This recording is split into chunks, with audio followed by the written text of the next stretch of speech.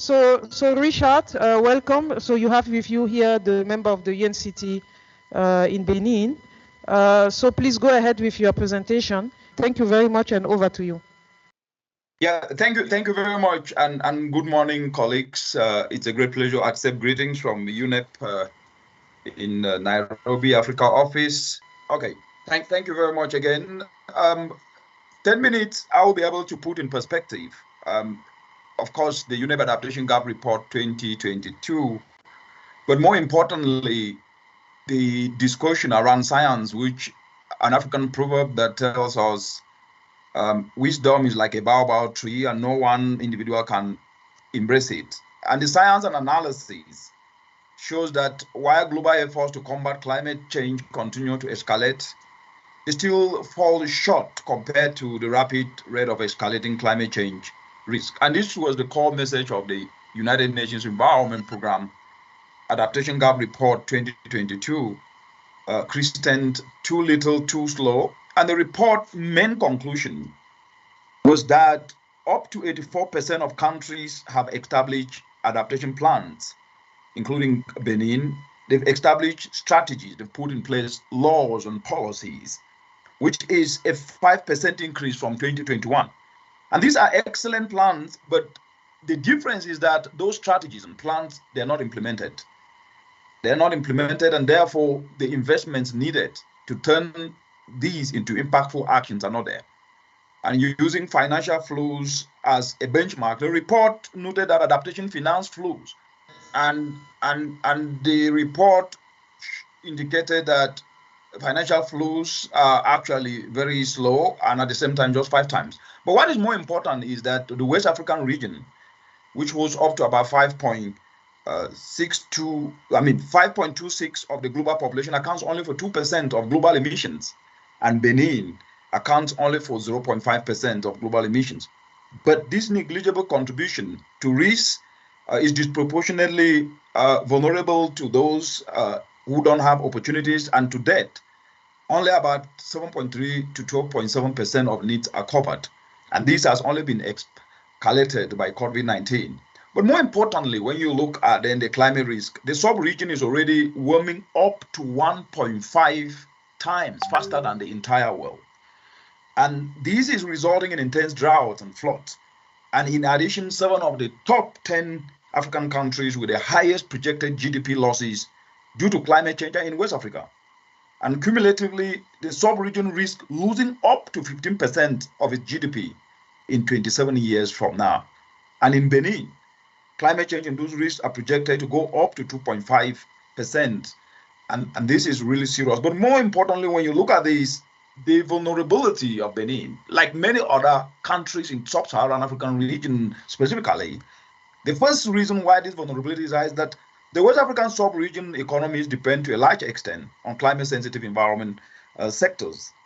And the second aspect is that the risk of land degradation that is exacerbated by climate change, up to 56% of coastlines in Benin, Cote d'Ivoire, Senegal, and Togo are eroding. If you take Benin, up to 50% of the population resides near the coastal areas.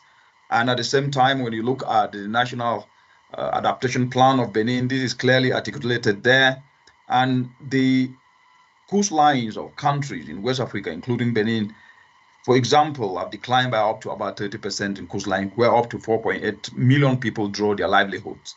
But with all these that we know, what then are we doing and what are the UNEP interventions? The key, colleagues, is what is most important is what we can do collectively to address these risks. And at the core of what is to be done is 2 tracks. Firstly, West Africa, if you look, have excellent policies that were put in place. For example, the ECOWAS sub-region launched their first ever regional climate change strategy, and all the 15 members states unanimously validated this.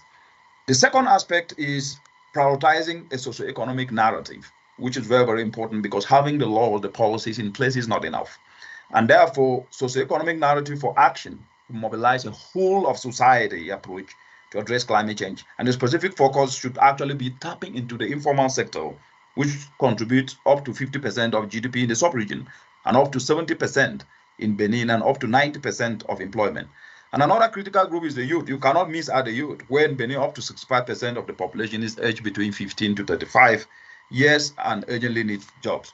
But when it comes to UNEP strategy in driving environmental transformation premises on three aspects: climate action, nature action, pollution and waste action. But when it comes to climate change, the interventions focuses on, yes, countries have ratified the Paris Climate Change Agreement. Yes, countries have put in place the nationally determined contributions, but these have not been turned into investment plans, and therefore they are still through the socially driven lens.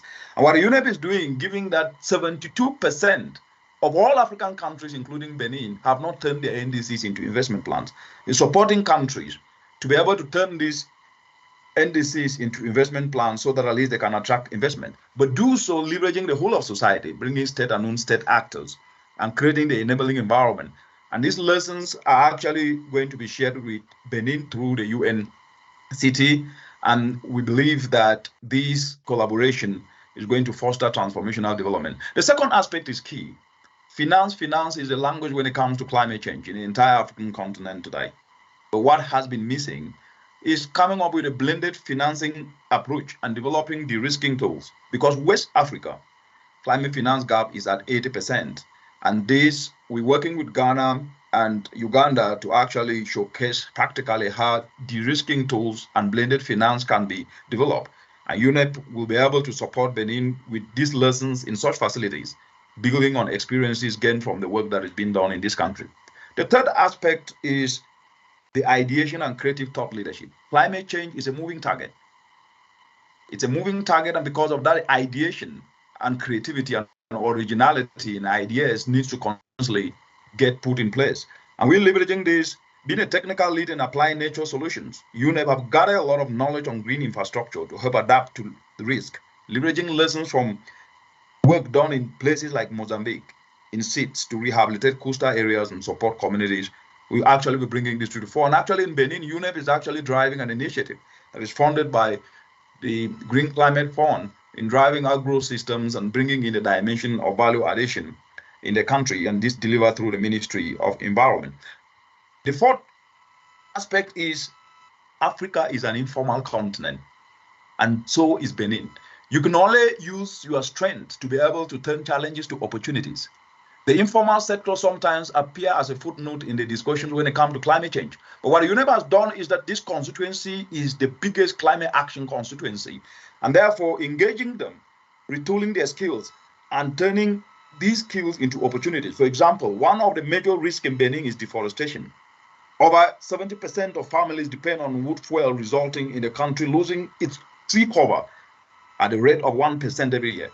This dependency increases the risk of indoor pollution, with up to 43% of households at risk. However, simple waste recovery to briquette solutions would provide an alternative non-capital intensive solution. UNEP is supporting the retooling of skills in countries and the informal sector, and will be able to bring these lessons to be able to share with UNCT Benin.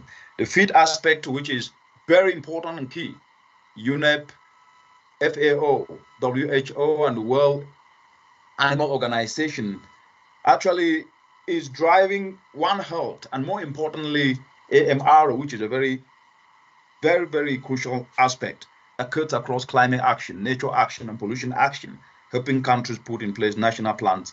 And the lessons that are coming out of the through creative thought leadership, working with different countries in taking up climate solutions and addressing food safety, as well as nature and pollution action to reduce the risk of environmental contamination, will go a long way in reducing this antimicrobial resistance. These will be shared, lessons will be shared or uptake in Benin, including through the UNCT.